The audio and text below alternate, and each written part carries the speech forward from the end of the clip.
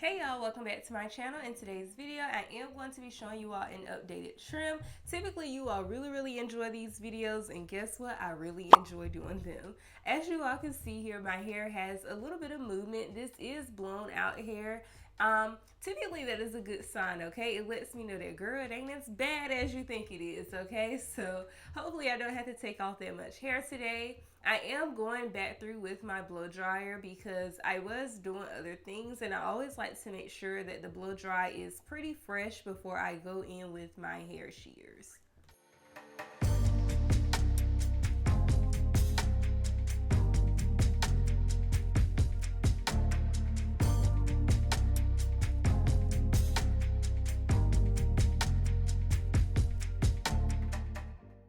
As we know by now, everything works better in sections, okay? So I am going to section off 2 sections in the front, and then we'll begin to work in the back section.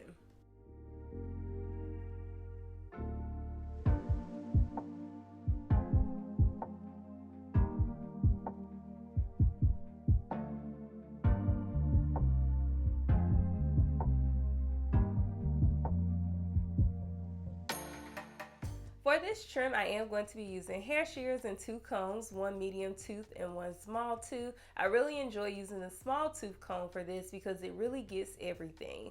Due to the length of my hair, I do have to pull the hair up in the back to be able to cut it in the front. It's just a little bit too long. And by the way, I'm not a cosmetologist, okay? So I am going to be cutting past the knuckle. This is just what I do. It works for me. If you are feeling uncomfortable with doing this on your own hair, it is okay to go to a cosmetologist to do this. By the way, my most recent trim was done by a professional, and it was a really good trim. Just make sure it is someone that is licensed and someone that you trust, okay? I am only cutting what needs to go, and those frayed ends are what needs to go. Typically, when trimming your hair, you will be able to look at the ends and basically tell what is healthy and what is not healthy. I am only trimming what needs to go, of course, because I do want to keep some of my length. However, if I see that the ends are splitting or they look frayed, I chop them off, okay? Your hair will grow back.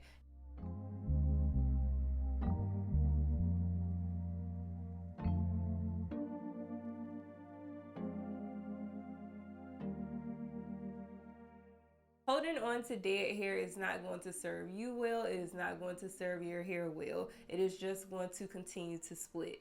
You're going to want to make sure that when you start cutting your hair, row by row, you want to start in the middle, okay? Because this will set a guide for the pieces that are on the side of that section, just like I am doing here. And it helps make sure that you are keeping your hair even all over, okay?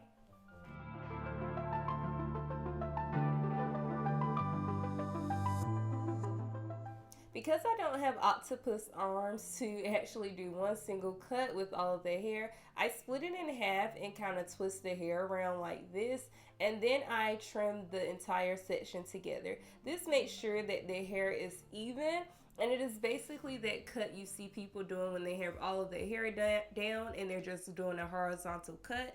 I cannot do that on my own head, so I split the section in the back, use my small tooth comb, and I get it together, okay? I make sure that it is as even as possible. And you're gonna want to do the same thing on the other side.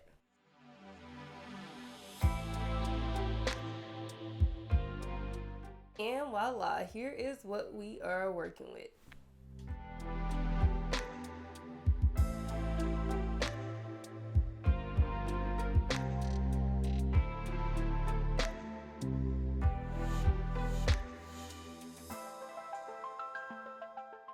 And we are going to continue at the top of my head. The crown of my head is where I experience the most challenges, as you all can see here. So I am making sure that I am chopping off those split ends. I am currently waiting on the crown of my head to catch up with the rest of my hair in the back. So I am definitely going to go in and do some vertical cuts, okay? Vertical cuts make sure that you are not missing any split ends that exist. So you definitely want to pull your hair up in this angle and diagonal direction to make sure that you are getting all of the split ends. If you are doing a good cut, with the horizontal rows, this should not be that difficult or challenging for you, okay? It shouldn't be that much hair that you need to cut off. And after doing those vertical cuts, you're going to want to invert the hair to the side again and do another horizontal cut to make sure everything is even.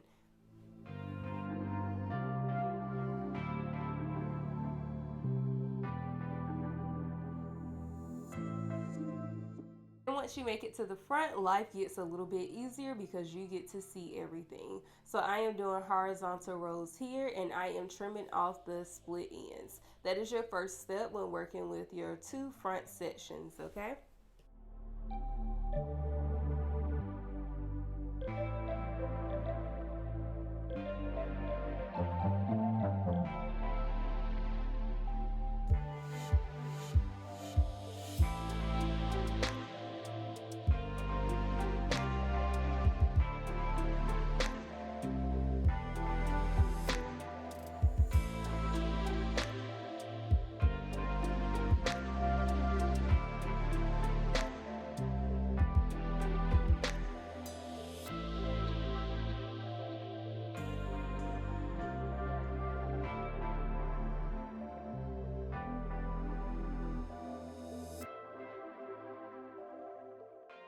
So you have to make sure everything is even. So what I am doing is I am taking half of the section from one of those front sections and another half from the other, okay?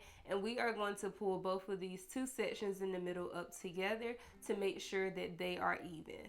This is where you are actually creating a guide, because this guide is going to travel to those side pieces to make sure all of the hair in the front is even.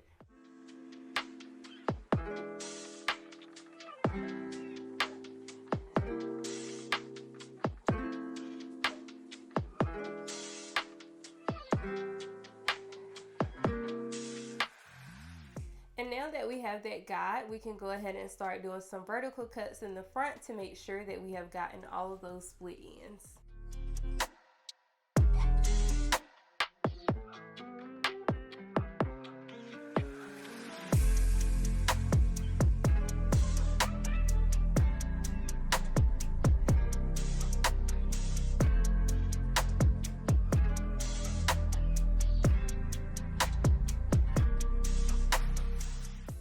And as you finish these cuts, it is more than okay to make sure that you have gotten everything. So I typically just like to pull sections of my hair, pull them up, look at the ends to make sure that I have gotten everything. And once I am satisfied, I'll just move on to the next step.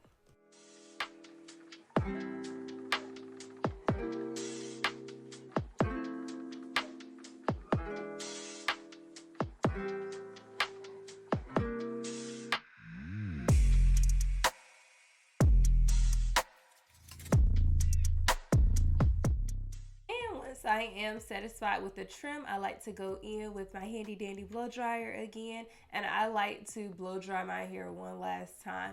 This is not to straighten the hair or anything. It is basically only to ensure that all of the dead hair or chopped hair has been released from my scalp and from my hair strands, and that I just don't have any dead hair just lingering around. This is pretty much what my hair looks like once I am finished with the trim. I am highly satisfied with it. Of course, eventually I want my hair to be all one length and I want the center to be able to catch up, but for now, it is fine. I do like to put my hair up in a ponytail until I am ready to style it when I have blow dry hair, because I don't know, it's just fun these days to have a little ponytail that's just having a little bit of movement. As always, I really hope you all enjoyed the video and found it useful, and I can't wait to see you all in the next one. See ya!